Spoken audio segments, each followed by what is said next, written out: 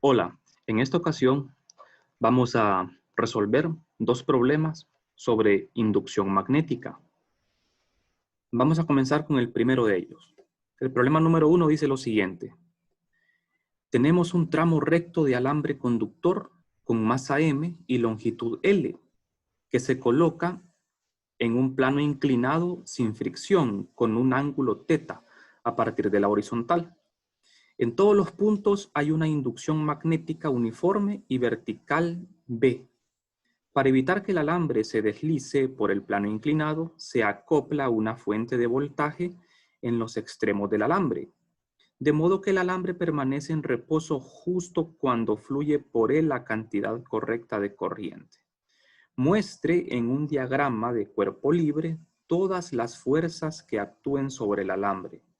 Determine la magnitud y dirección de la corriente en el alambre que hará que se mantenga en reposo. Bien, entonces en el ejercicio vamos a realizar un diagrama de cuerpo libre y a determinar lo que es la magnitud y dirección de la corriente. Vamos a mostrar la figura. Siempre las imágenes son de gran utilidad en estos problemas. Una imagen, como dicen, vale más que 1000 palabras. Entonces vamos a ver la imagen. Tenemos un plano sin fricción y sobre el plano descansa un pedazo de una barra de metal. Existe un campo magnético uniforme en todo el espacio que apunta hacia arriba. Podríamos decir que en la dirección de Z. Este campo B es vertical al alambre de masa M.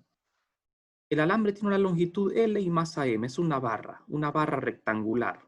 El plano forma un ángulo θ con el suelo. Bien, aquí tenemos bastante información en la imagen.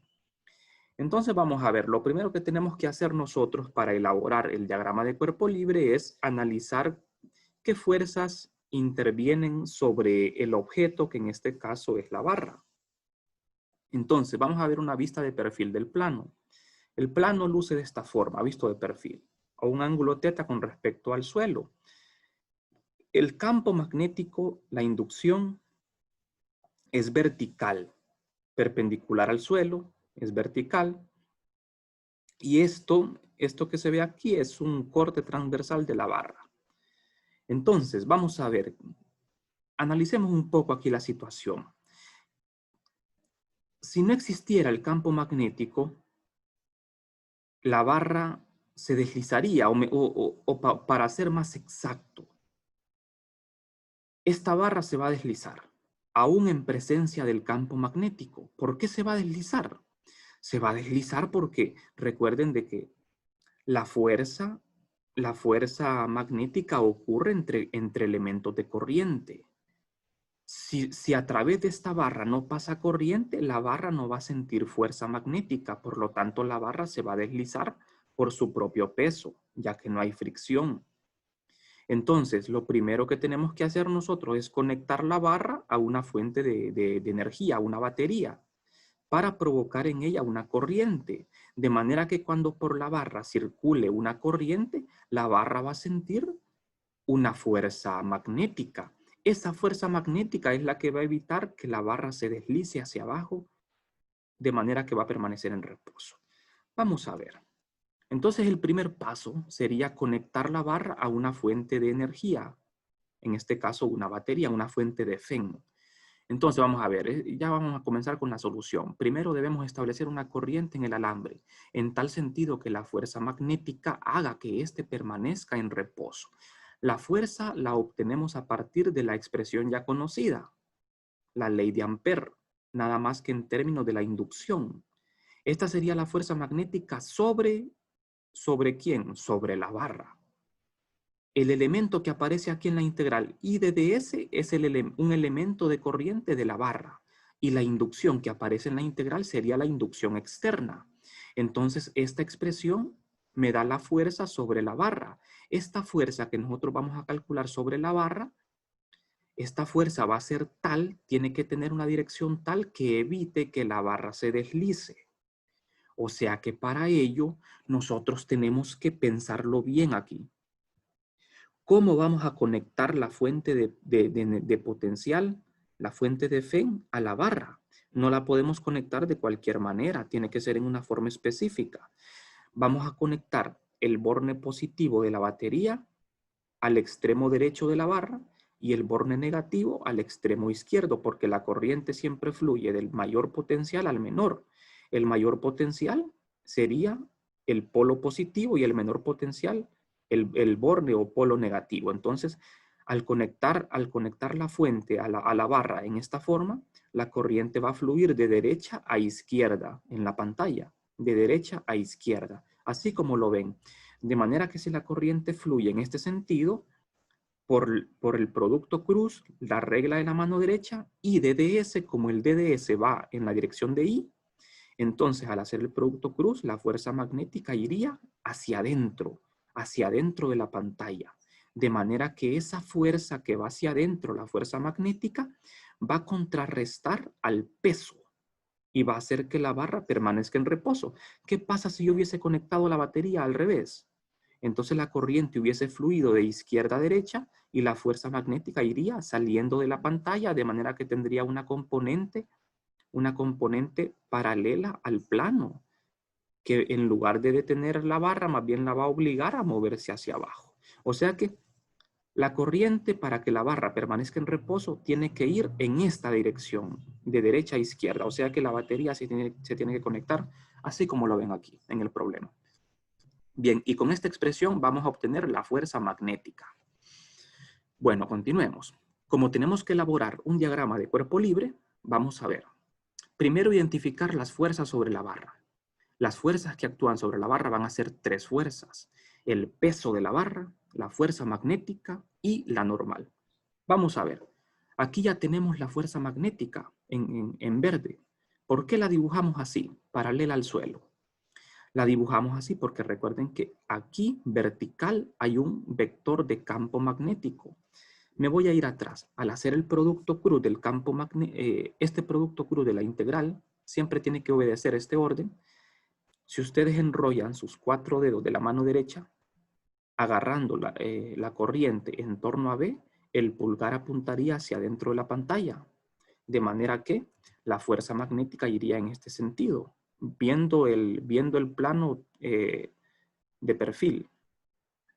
La normal siempre es perpendicular al plano. El peso siempre apunta hacia abajo, hacia el centro de la Tierra. Entonces, estas son las tres fuerzas que intervienen sobre la barra. Ahora, como tenemos que elaborar un diagrama de cuerpo libre, hay que descomponer estas fuerzas. Vamos a ello, a elaborar un diagrama de cuerpo libre, como ustedes ya lo saben hacer. Vamos a colocar el sistema de coordenadas con uno de los ejes paralelo al plano. O sea, vamos a colocar un eje paralelo al plano y vamos a colocar el eje Y o el eje Z perpendicular al plano, apuntando en la dirección de la normal. Ahora, la corriente I, recuerden, estaría saliendo a la pantalla, hacia nosotros. El ángulo θ es un ángulo dado en el problema. Este ángulo θ es congruente con este ángulo, es el mismo, y también con este ángulo, formado entre el plano y la fuerza magnética. Al peso le ponemos una W, a la fuerza magnética F sub M, y a la normal una N. Entonces, estas son las tres fuerzas. Ahora, necesitamos estos ángulos para poder descomponer las fuerzas, porque vamos a ver, ¿cuál es nuestro propósito aquí? Nuestro propósito en el problema es encontrar la corriente que tiene que pasar por la barra para que ésta permanezca en reposo. Entonces, para obtener esa corriente eléctrica que pasa por la barra, nosotros tenemos que hacer un diagrama de cuerpo libre y, con ayuda de la segunda ley de Newton, obtener la corriente eléctrica. Solo antes de continuar, recuerden que el campo magnético que nosotros estamos considerando es uniforme. No es un campo variable, es un campo magnético uniforme. Entonces, una vez conocidas las fuerzas sobre el sistema, elaboramos el diagrama de cuerpo libre donde descomponemos las fuerzas. Vamos a ver. Está la fuerza magnética que forma un ángulo θ con el eje X negativo. Está el peso que forma un ángulo θ con el eje Y negativo. Y la normal que coincide con el eje Y. La normal no hay que descomponerla. En cambio, el peso y la fuerza magnética sí. Fíjense bien. La componente en X, ustedes pueden poner el eje de coordenadas como ustedes gusten. Yo puse el eje X positivo hacia abajo, el eje Y positivo hacia arriba. La componente X del peso será positiva, es W seno de teta, porque el ángulo teta se mide con respecto al eje Y. Y la componente Y del peso, que es negativa, sería W coseno de teta. La componente X negativa de la componente X de la fuerza magnética es F sub m, la magnitud de la fuerza magnética por el coseno de teta, y la componente Y de la fuerza magnética es F sub m seno de teta. Aquí está completo el diagrama. Aquí están las fuerzas y sus componentes. O sea, con este diagrama nosotros ya estamos listos para emplear la segunda ley de Newton y poder obtener así lo que andamos buscando, que es la corriente eléctrica. Bien, una vez realizado el diagrama de cuerpo libre, podemos pasar a lo siguiente. Ahora, vamos a ver. Voy a retroceder. Para poder emplear la segunda ley de Newton y obtener la corriente eléctrica, nosotros necesitamos saber una cosa primero. ¿Quién es la magnitud de la fuerza magnética? Ya sabemos la magnitud del peso, W, porque ya me dan la masa de la barra. La magnitud del peso es masa por gravedad. Y la normal en este caso no sería necesaria obtenerla, aunque la podemos obtener, pero no es mi objetivo saber quién es la normal. Entonces, yo conozco la magnitud del peso, que es masa por gravedad, pero no conozco la magnitud de la fuerza magnética. Para obtener la magnitud de la fuerza magnética, necesito emplear esta expresión integral. Tengo que integrar porque la barra es un medio continuo. La única forma de no integrar es que fuese una carga puntual. Como ustedes ya saben, para una carga puntual, la fuerza magnética es velocidad por carga por cruz, el campo magnético. Pero cuando tengo una corriente distribuida, siempre vamos a integrar. Solo cuando hay cargas puntuales es que no se integra aquí. Pero en este caso es una corriente distribuida en un alambre, en una barra, entonces tenemos que integrar. El I de ds es el elemento que corresponde a la barra, y el campo magnético que aparece aquí es el campo externo. Ahora, entonces con esta integral voy a calcular la magnitud de la fuerza magnética. Pero bien, para elaborar el diagrama de cuerpo libre yo utilicé un sistema de referencia kantiano para hacerlo coincidir con el plano. Ahora, para usar esta fórmula, o sea, debemos calcular la fuerza magnética a partir de la ley de Ampère. Entonces, lo importante es solo la magnitud de la fuerza magnética. No me interesa la dirección, aunque ya conozco cuál es la dirección por la regla de la mano derecha. ¿De acuerdo? La dirección de la fuerza magnética es esta señalada aquí. Aunque no es la dirección lo que me importa, sino la magnitud. Porque la corriente es magnitud. Bueno, entonces, tenemos que establecer nuestro elemento de corriente, I de ds. Y el campo magnético ya he dado en el problema, es un campo constante. Lo que nosotros tenemos que hacer únicamente es darle sentido para realizar el producto vectorial. Tenemos que darle la dirección a estos elementos. Para ello tenemos que establecer un sistema de coordenadas. Vamos a decir de que el eje Z es el eje vertical que coincide con el campo magnético. El eje Y va a la derecha y el eje X estaría saliendo de la pantalla hacia nuestra cara. Bueno, entonces, establecido este sistema de coordenadas, el elemento de corriente apuntaría en la dirección de menos Y. El campo magnético en la dirección de Z positivo. ¿De acuerdo? Entonces, establecido esto, nosotros ya podemos realizar el producto vectorial. Vamos a ver. De manera que la fuerza magnética la obtenemos por integración, sobre todo a lo largo de toda la barra, desde 0 a L, donde el elemento de corriente I de ds es la corriente sobre el alambre, y ese elemento quedaría así, en la dirección de menos Y, y D de Y en la dirección de Y, por la forma en la que establecimos nuestro sistema de coordenadas. ¿De acuerdo? Bueno, el sistema de coordenadas ustedes lo pueden poner como quieran. Recuerden que lo importante aquí es la magnitud de la fuerza. O sea que es irrelevante cómo ustedes coloquen el sistema de coordenadas. O sea que el I de DS puede ser positivo o negativo. Todo depende cómo ustedes usen el sistema. Lo importante es la magnitud de la fuerza. Bueno, entonces, de manera que el campo magnético va a apuntar en la dirección de Z. De manera que al realizar el producto vectorial I de DS cruz B, sustituyo el I de DS y sustituyo el campo magnético. B es constante, B magnitud en la dirección de Z positivo. Entonces, el producto vectorial que voy a hacer es Y cruz Z. El producto vectorial Y cruz Z es X positivo. Pero hay un signo menos aquí. Este signo menos viene de acá. Es el signo que venimos arrastrando cuando definimos el elemento de corriente. Entonces, esto me está indicando que la fuerza magnética va a ir en la dirección de menos X. ¿Será esto correcto? Vamos a analizarlo con la regla de la mano derecha. Si ustedes agarran con sus 4 dedos de la mano derecha el elemento de corriente y lo enrollan en torno a B, el pulgar apuntaría hacia adentro de la pantalla. Y si vemos aquí el sistema, el eje X positivo sale de la pantalla, el eje X negativo entra a la pantalla. Entonces, la fuerza magnética va hacia adentro de la pantalla en la dirección de menos X. O sea que esto es correcto. Ahora, tenemos que integrar esto sobre toda la longitud del alambre, desde 0 a L. De manera que al realizar la integración, las cantidades constantes aquí son la corriente y el campo magnético. Pueden salir. Y vamos a integrar en D de Y. Recuerden que Y coincide, el eje Y coincide con la barra. Entonces integro a lo largo de Y, desde 0 a L. No, aquí no tienen que integrar de L a 0, sino de 0 a L, porque el signo ya lo colocamos en el elemento de corriente. Si no le hubiesen colocado un signo al elemento de corriente, tendrían que integrar de L a 0. Pero aquí integramos de 0 a L. ¿De acuerdo? Bueno, eso creo que ya ustedes lo manejan muy bien, esa cuestión de las integrales de línea.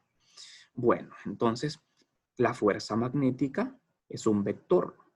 Ese vector va en menos X y tiene magnitud I por B por L. La magnitud de la fuerza magnética es lo que me interesa. Y la magnitud es I por B por L. Corriente por campo magnético por longitud de la barra. Entonces nos quedamos con esa magnitud. Ahora, volvamos al diagrama de cuerpo libre. Volvamos al diagrama. ¿Qué es lo que necesito yo para calcular la corriente? Aplicar la segunda ley de Newton. Porque recuerden que lo que queremos nosotros es, estamos analizando el problema de un sistema en equilibrio estático, en reposo. Para que la barra esté en reposo, ¿qué se necesita? Que la sumatoria de fuerzas sea igual a 0. Entonces yo necesito que la suma de fuerzas en X y en Y den igual a 0. Pero para que la barra, para obtener la corriente aquí, lo que yo necesito es hacer sumatoria de fuerzas a lo largo del eje X. Aquí ya estamos cambiando el sistema de coordenadas, ¿de acuerdo?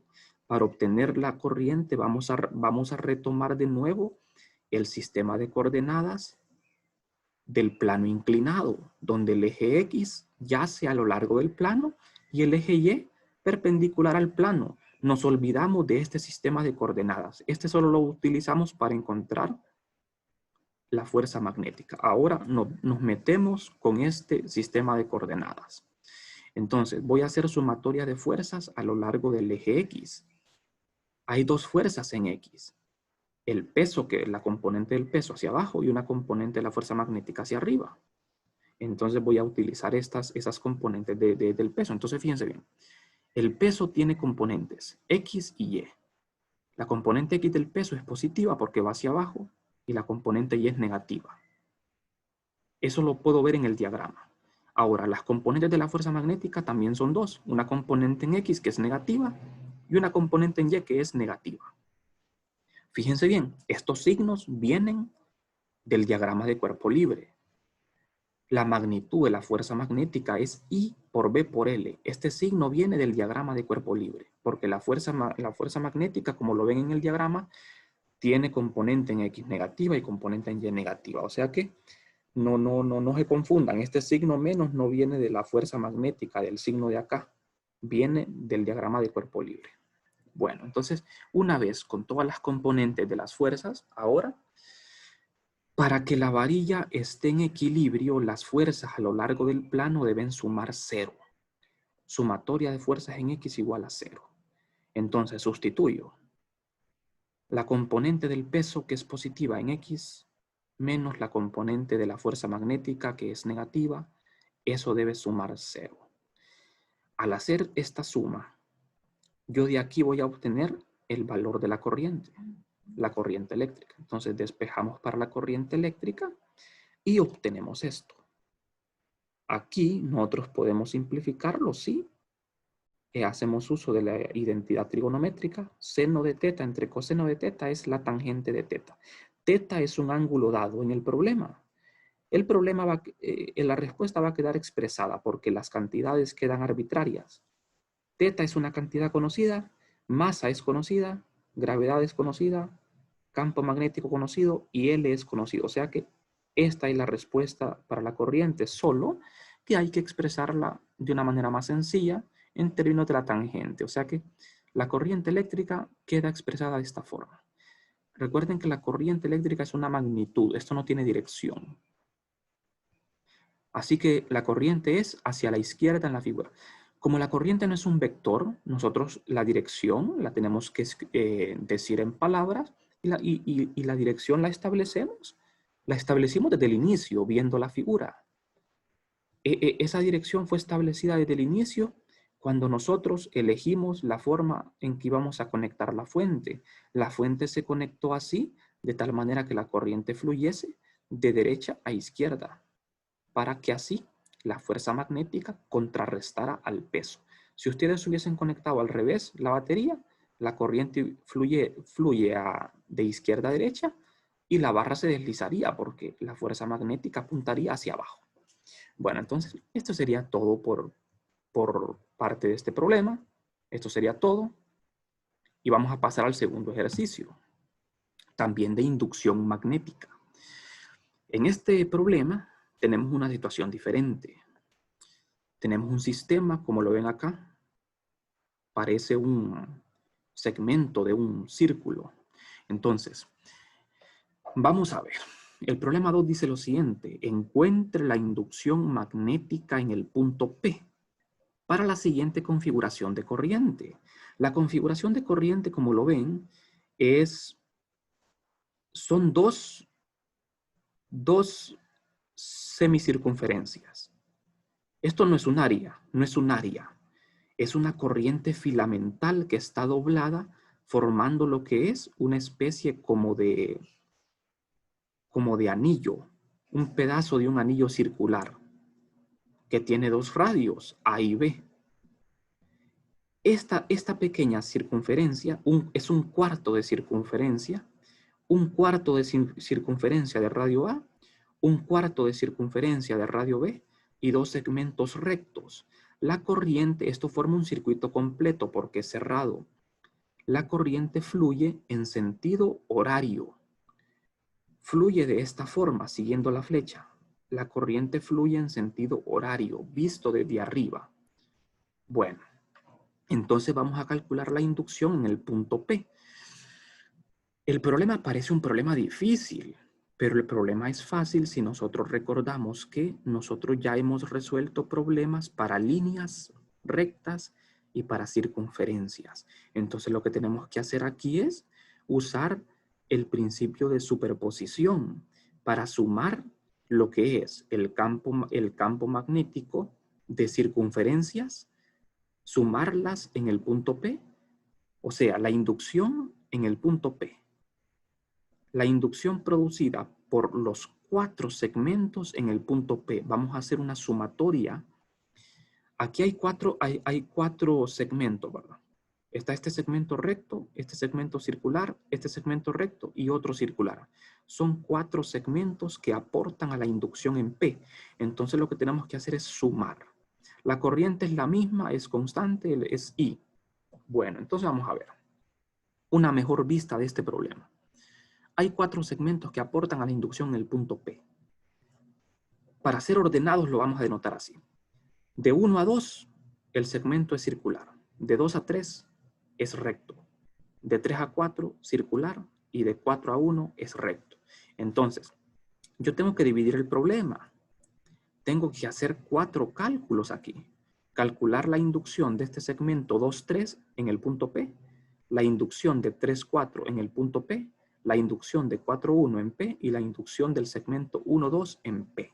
Vamos a comenzar con el segmento de 1 a 2 para seguir el orden de los números. Ahora, pero como les platiqué al inicio, para no hacer complicado el problema, nosotros ya calculamos el campo de una circunferencia y ya calculamos el campo de una línea. Bueno, entonces, ¿qué vamos a hacer para no complicarnos tanto la vida? Vamos a retomar el problema de una circunferencia y lo que vamos a hacer es que vamos a considerar únicamente un cuarto de circunferencia, porque como ven aquí, esto que ven acá está en el primer cuadrante de un sistema de coordenadas. El sistema de coordenadas tiene 4 cuadrantes. Este es el primer cuadrante, o sea que tenemos un cuarto de circunferencia. Lo mismo para este segmento, un cuarto de circunferencia. Entonces yo voy a agarrar el resultado del campo magnético de una circunferencia completa y voy a considerar nada más un cuarto. Ahora bien, si recordamos el problema, nosotros, vamos a ver aquí, antes de continuar con la explicación, otra figura que también me va a servir. La inducción del segmento 1,2, que es este, el de radio A, y de 3,4, la calculamos tomando el resultado de la inducción de una circunferencia completa en el centro. ¿De acuerdo? Lo que les estaba platicando. Entonces, si ustedes recuerdan de la clase, nosotros hicimos el problema de una circunferencia completa y calculamos la inducción justo en el centro para una circunferencia completa. El campo magnético de una circunferencia completa tiene esta forma. Las líneas de campo magnético, entre comillas, son parecidas a elipses. En 3 dimensiones, eso forma lo que son como donas. Bueno, entonces, como nosotros ya conocemos el campo magnético de una circunferencia en el centro, ¿qué vamos a hacer? La inducción de una circunferencia en el centro es esto. Revisen el video de la clase por si tienen dudas de dónde sale esto. Esto ya lo hice una vez. Cuando uno hace un cálculo una vez ya no tiene que volverlo a hacer. Entonces ya calculamos la inducción en el centro de una circunferencia completa. Pero como nosotros estamos considerando un cuarto de circunferencia, multiplicamos esto por un cuarto. ¿De acuerdo? Solo hay que multiplicarlo por un cuarto. Entonces, para el segmento 1,2, el segmento 1,2, que es la semicircunferencia de radio A, entonces agarro este resultado y lo multiplico por un cuarto. Ahora, algo importante es la dirección de la inducción. Para una circunferencia completa, cuya corriente fluye en la dirección de phi positivo, como es este caso, la inducción va en z positivo. ¿Qué pasa si yo le invierto la dirección a la corriente? Lo único que pasaría es que la corriente iría en menos z. Entonces, para el segmento 1,2, la corriente fluye en la dirección de phi positivo, de manera que la inducción B va a apuntar en z positivo. Entonces, este resultado, el radio de estas también es A. El radio coincide. El radio de esa circunferencia, el radio es A. Y la corriente fluye en la dirección de phi. Recuerden que usamos coordenadas cilíndricas. El eje Z está saliendo de la pantalla y el ángulo phi se mide desde el eje X positivo hacia el eje X, completando una vuelta de 2pi. En coordenadas cilíndricas, el ángulo phi es positivo por definición, pero cuando va del eje X positivo hacia adelante. O sea que esta corriente en el segmento 1,2 va en la dirección de phi positivo, de manera que la inducción en el punto P va a ir en z positivo. Así como lo ven acá. Solo teníamos que multiplicar esta inducción por un cuarto y ya tenemos el resultado. Fue más simple de lo que podíamos haber imaginado. Ya tengo la inducción del segmento 1,2 en el centro de esa circunferencia, que es el punto P. Ahora vamos con el siguiente segmento, que es el segmento circular 3,4. Los segmentos rectos los dejamos de último.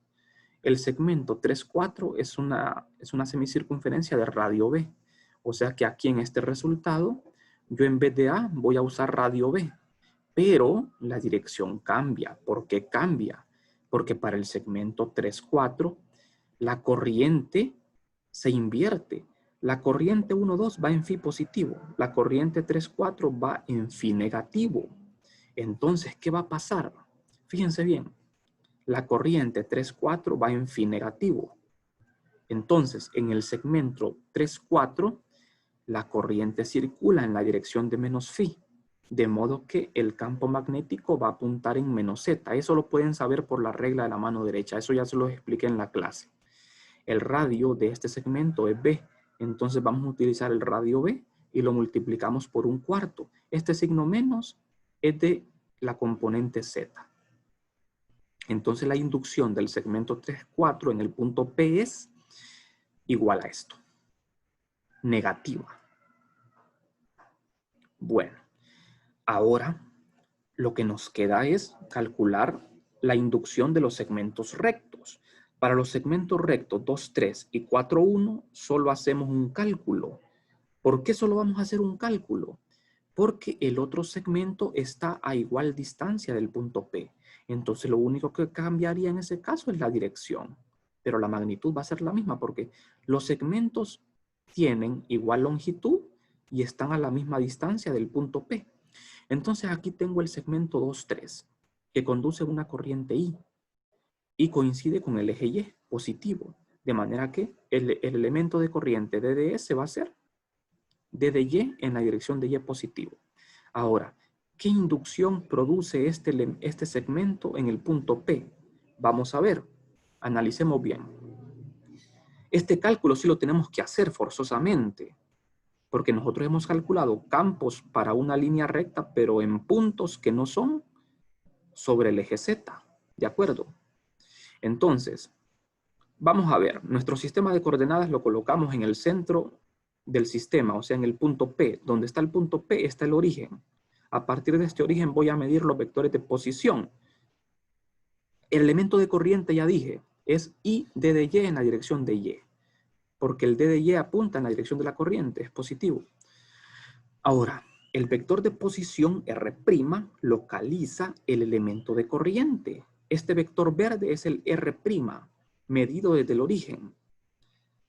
Ocupo otro vector, el R, que localiza el punto de campo. Pero, ¿cuál es el punto de campo? El punto de campo está en el origen. El punto de campo es R igual a 0. Porque el punto de campo está en el origen, entonces R vale 0. De manera que los vectores de posición quedarían así. R es 0, porque estamos en el origen. R' es Y' en la dirección de Y. Este vector verde, R', localiza el elemento de línea y queda a una distancia arbitraria Y' con respecto al origen, Y'. Ahora, el vector R de posición relativa quedaría así. 0 menos este vector queda negativo. Pero la magnitud de esto es simplemente Y. Por el teorema de Pitágoras, al sacar la magnitud, R es igual a Y'. Ahora, usando la ley de Biot-Savart para un elemento de corriente filamental. El circuito no es completo. No es un circuito completo, así que este círculo aquí no lo tenemos que poner. Vamos a realizar el producto vectorial I de ds cruz R. I de ds cruz R lo realizamos. I de ds es I de dy en la dirección de Y, cruz R, que es Y. R es Y menos Y en la dirección de Y. Y aquí ustedes pueden ver inmediatamente de que esto es 0. ¿Por qué 0? Porque Y cruz Y es 0. De aquí vamos a sacar conclusiones importantes nosotros de este problema. Conclusiones generales. Esto me está diciendo que la inducción del segmento 2,3, la inducción del segmento 2,3 en este punto es 0. La conclusión importante aquí es que siempre que yo tenga un segmento recto de corriente y me pidan calcular la inducción en un punto encima de él o debajo de él, esa inducción va a ser 0. Esa es una conclusión ya que la podemos sacar de inmediatamente de este resultado. Ese resultado es válido. Entonces, fíjense bien, cualquier alambre va a producir una inducción cero encima de él o debajo de él, en una línea que coincida con él. Solo nos queda un segmento. Nos queda el segmento 4,1. ¿Por qué 4,1 y no 1,4? Porque voy siguiendo la flecha, voy siguiendo la corriente. Voy de 4 a 1, de 1 a 2, de 2 a 3 y de 3 a 4. Entonces, para el segmento que va de 4 a 1, es el último, el segmento 4 a 1 también va a ser 0 por el mismo argumento que yo les comenté ahora.